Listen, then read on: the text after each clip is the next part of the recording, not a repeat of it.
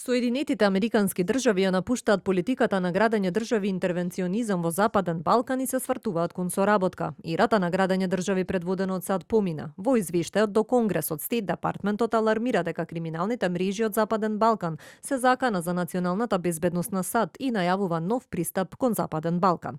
Но што ова ќе значи за Македонија и земјите од регионот, за телевизија 24 анализира надворешно политичкиот коментатор Љубомир Гајдов. Значи дека Америка со Косово, што со бомбардирањето 99 го отцепи од Србија, застанува. Значи нема веќе да менува режими, као што се фалеше Трамп, дека ќе го смени режимот во Техеран. Со други зборови, Америка сега, Трамп, поразен во Украина, поразен со Иран, зашто не го симна режимот во Иран. Сега го врти фокусот на Балканот.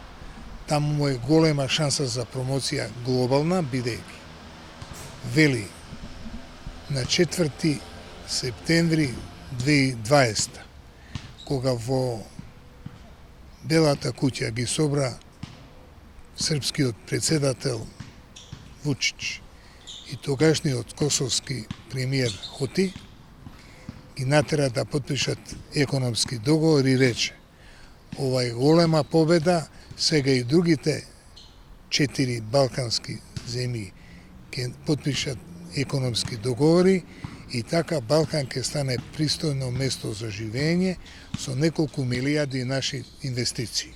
Гајдов смета дека новата американска политика има за цел да го намали влијанието на Русија и Кина во регионот. Тој не сака да му се мешаат Русија и Кина. Посебно ја апострофира Кина, кој што се ефтини државни заеми, кој македонска влада ефтино ги купува, а потоа поради одолговечувањето на изградбата, цената станува 2 пати поголема, као Охрид Кичево. И на крајот, 2 пати ја спомнува Македонија со Србија.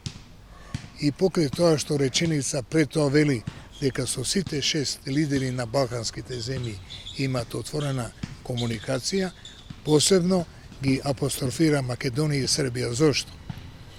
Зашто со уривањето на Путиновата црква во Будимпешта, кога падна режимот на Орбан, сега ниту Србија, ниту Македонија, ниту Вучич, ниту Мицковски нема кај да се крстат.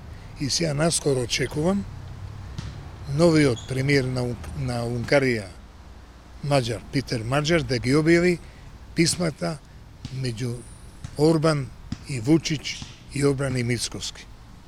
И ќе се види каде се големи криминали. Во извештајот меѓу другото се наведува дека примарниот столб на политиката на администрацијата е одржување на стабилноста во регионот како предуслов за постигнување на други цели. Вториот столб пак е надпреварувањето за комерцијалните интереси на САД во регион кој нуди економски можности.